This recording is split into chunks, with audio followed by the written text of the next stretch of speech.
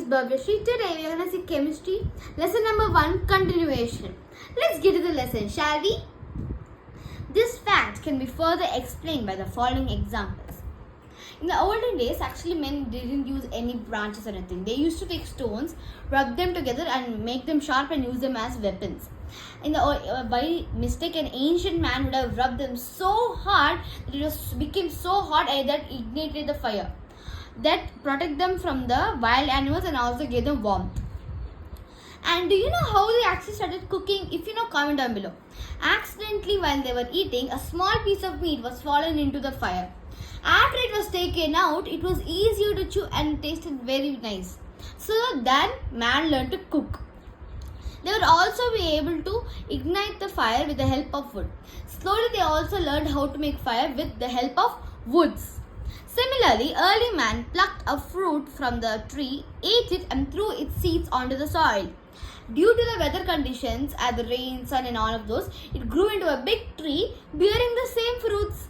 So then man learned how to agriculture and harvest. Thus, slowly and gradually the basic knowledge of science developed. Even though it's not necessary to be developed in this era, in the olden era, the starting era of the world, they started actually slowly, gradually, the science or knowledge was developed already. If today we know many advanced techniques of growing crops, how do we know them? They are improving from the levels that we're going from. Each era it's improving. In the first era, they used to eat the fruit, throw the seeds, and due to the weather conditions, they used to grow.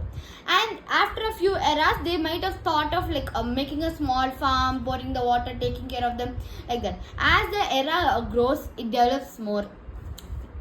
Thus, we can say science is a systematic ongoing effort by us human beings to study and understand and utilize the nature for meaningful purposes. This understanding is slowly developed by careful observations and experiments. So science is a systematic study. It doesn't have an end. It can only be ongoing effort. As you're exploring, you'll know more about as you're exploring and going through your surroundings, you'll know more about your surroundings if you're exploring it. So science is a systematic ongoing effort by human beings. It won't have a stop. If you are curious and if you search more, the scientists will discover more and develop our era more. Let's see chemistry, a branch of science. Science is broadly classified into 3 main branches: physics, biology and chemistry. Nature is a large reservoir of different kinds of substances. These substances need to be minimally studied in the order to appreciate and understand what they are made of, how they are made of, will they stay in the same matter or can they be prepared by man. So for example, let's take a small ice cube. The procedure. That means you take a bowl or an ice cube tray, pour water, keep it in the freezer. After a few hours or after the next day, take it out, it will be fully frozen. When you keep it in the plate, you might get a question: will it melt or will it not melt? Will it stay in its form or can we make it? Can we not make it? Is it natural resources or man-made resources? On such a small ice cube that we are seeing, there are millions of questions to be known to explore that small ice cube sitting over there. After that, they'll observe what is happening and what are the changes in it. As it gets to the room temperature, it slowly starts to become water. It slowly smells, and the observation will be the ice cube melts in the room temperature. But if you take the same ice cube, keep it in the freezer for more longer, so nothing will happen. It will become more hard and it will become more freeze. Now let's see. A branch of science that deals with the study of composition and physical and chemical properties of various forms of matter is known as chemistry. So the branch of science which deals with the composition, chemical and physical proposition of an object or a substance is known as chemistry. Now in chemistry there's a big subject, gives a great deal to the alchemy. So alchemy is type of it's the origin of Greek word chemia, which means art of transmuting metals. It was partly based on experimentations and partly on spiritual discipline. In India, it was mainly practiced for medicines now known as Ayurvedic medicines. So alchemy is it's a origin from a Greek word chemia. It's mainly used in India for Ayurvedic medicines. So first in the first starting era of the world, There were no tablets, no syrups, no anything. They used to only if someone falls sick or if someone has a fever or something, they take the herbs, leaves and the branches of the stem plants and grind them and feed the paste or the juice to them. So that is the natural medicine that was used in that era. But nowadays we are using tablets, syrups, antibiotics. A lot of them have developed because starting there were small syrups made from herbs. Now we are having syrups, tablets, antibiotics, a lot types of medicines made for us. Even if you have a small cough as well, we have to take nearly 2 to 3 medicines. But in the olden days, in the first era, they give us a small, a small shot or a juice. If you drink it, you'll get cured. So that is the Ayurvedic medicine. Ayurvedic medicine is nothing but it's a naturally found medicine that is made by us. It's not made by us, it's a natural found component. Modern chemistry owes a great deal to alchemy, an ancient practice which has played an important role in the development and growth of chemistry. The people practicing alchemy were considered early chemists. So in the early era or early time, the people who were learning alchemy and testing alchemy is nothing but art of transmuting metals. Who were doing that were known as chemists or alchemists. They were used as general techniques of chemistry in healing humans. Their contribution provide a valuable society in advancement of the civilization. The goal of alchemy was to find a mythical magical substance called Philosopher's Stone. So the goal of alchemy, why alchemy was found, was to find a special magical and mythical substance, Philosopher's Stone. Not an actual stone but a wax, liquid or a powder. It has 3 forms. It will be in a wax, liquid or a powder form. Next, with the magical powers which heating on its base with a metal, iron or a copper will turn into gold. Like a little bit of Philosopher's Stone powder or liquid or even wax, if you take some metal and boil them together or melt them together, it will become gold, like real gold. So it is a really a magical substance that is the goal of alchemy.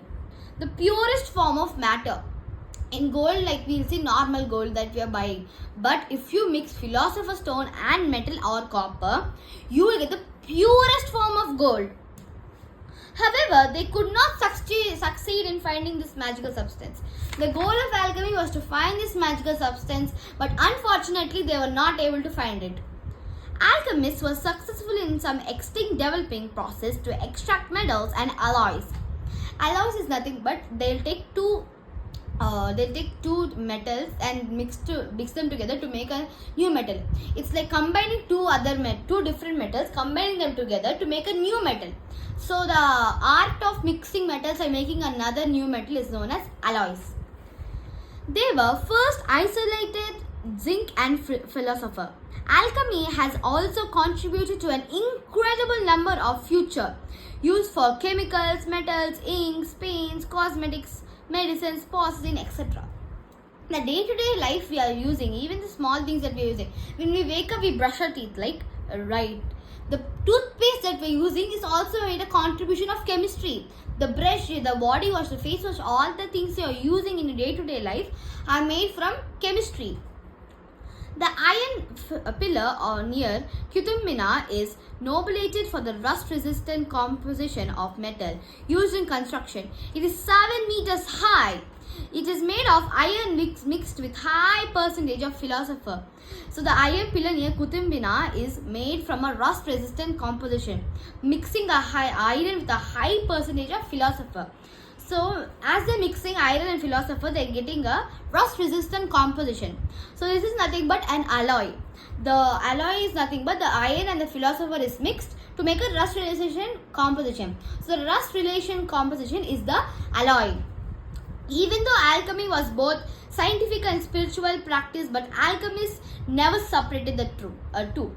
Even though alchemy was both scientific and spiritual, but alchemists didn't think it is science, right? We have to learn chemistry, it's spiritual. No, they didn't separate it. They learned it in chemistry. They took it as a part of chemistry and learned it. By the 18th century, the field of chemistry was completely separated by the ancient traditional alchemy and was established as an important branch of science. So now let's see a few great scientists or chemists in the contribution of chemistry. First, Robert William Boyle is known as the father of modern chemistry. He was the first to perform experiments under controlled conditions. He played an important role in separating chemistry from alchemy. Till the 18th century, none of the alchemists or chemists wanted to separate them both. But Robert William Boyle is a man who separated alchemy from chemistry and made it as two different parts. So he is known as the father of modern chemistry. Next one, Anthony Lavoisier brought a revolution in development of chemistry. He named the elements carbon, hydrogen and oxygen. He also discovered the role of oxygen in respiration and combustion. He established water as a compound. So Anthony Lavoisier is nothing but he brought the revolution to chemistry. He actually named the elements carbon, hydrogen and oxygen. He also established that water is a compound. In chemistry, a compound is nothing but it's made up of two different elements. Water is made of HO2, right? So hydrogen plus oxygen. So these two are combined to make water. So it is a compound. But a gold is not a compound because it's made of zinc. It's Z3. Now let's see. John Dalton proved matter consists of small particles called atoms. John Dalton proved that matter consists of small particles called the atoms.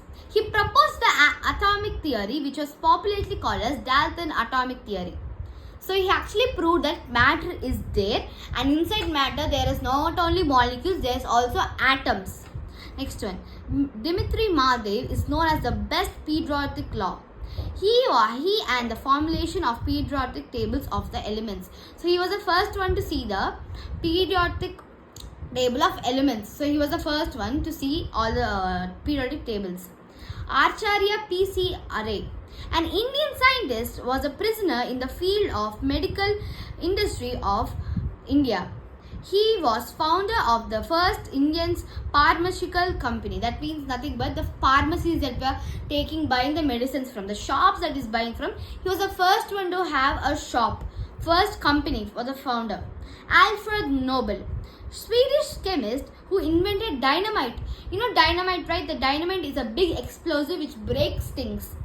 The Nobel Prizes are awarded for outstanding achievements in the field of physics, chemistry, medicine, literature, economics and peace.